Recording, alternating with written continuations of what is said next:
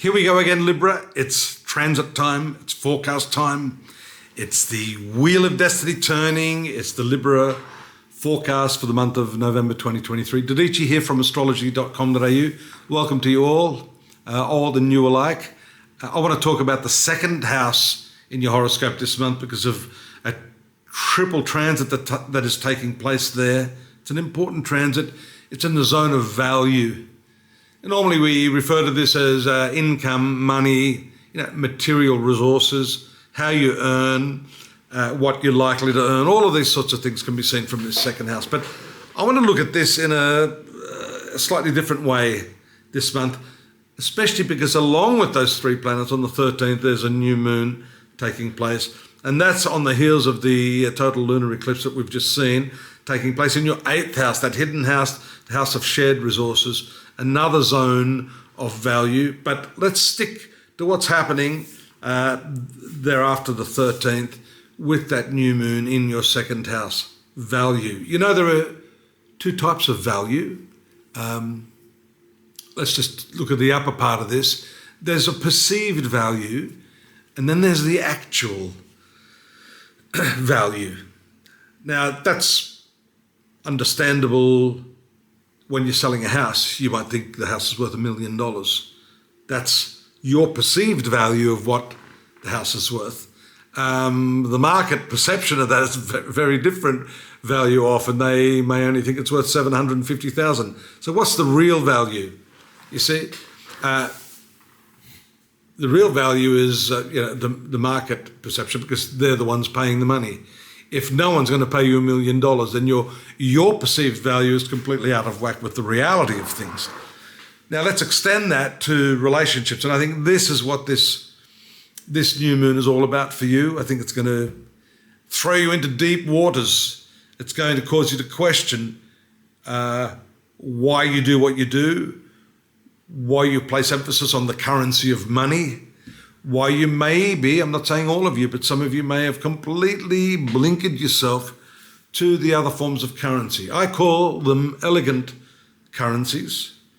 What are they? I mean, we normally regard currency as money or checks or Bitcoin or your credit card and the digit, but there are other forms of currency. Time is a form of currency. Energy is a form of currency.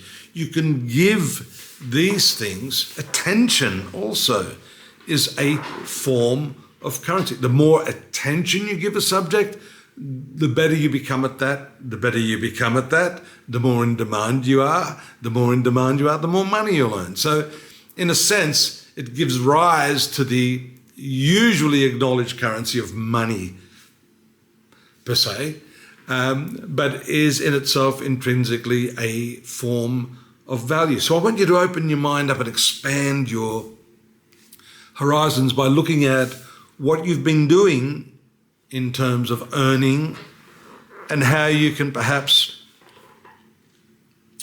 maximize that through embracing these other forms of currency, time being the most important one. And there is a number associated with that I love, which is the number 168.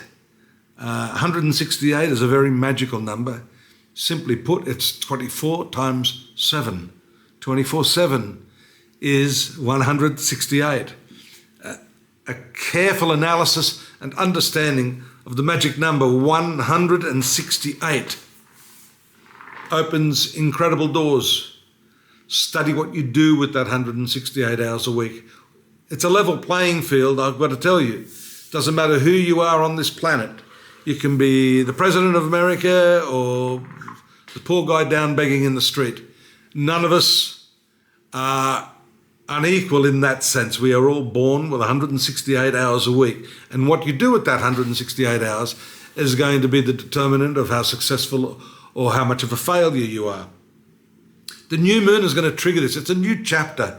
And I dare say with Mercury and Mars, their forceful intellectual pursuit of understanding and truth, you are going to open up some new vistas here.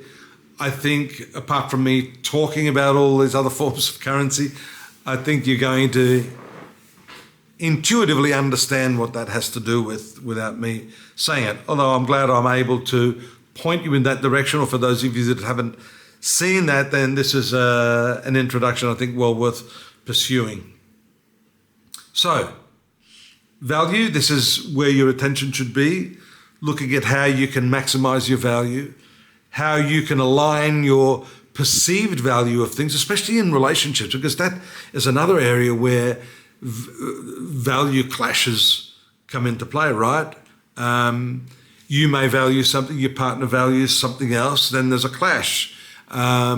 You believe that what you value has more significance and importance than what your partner values, and vice versa.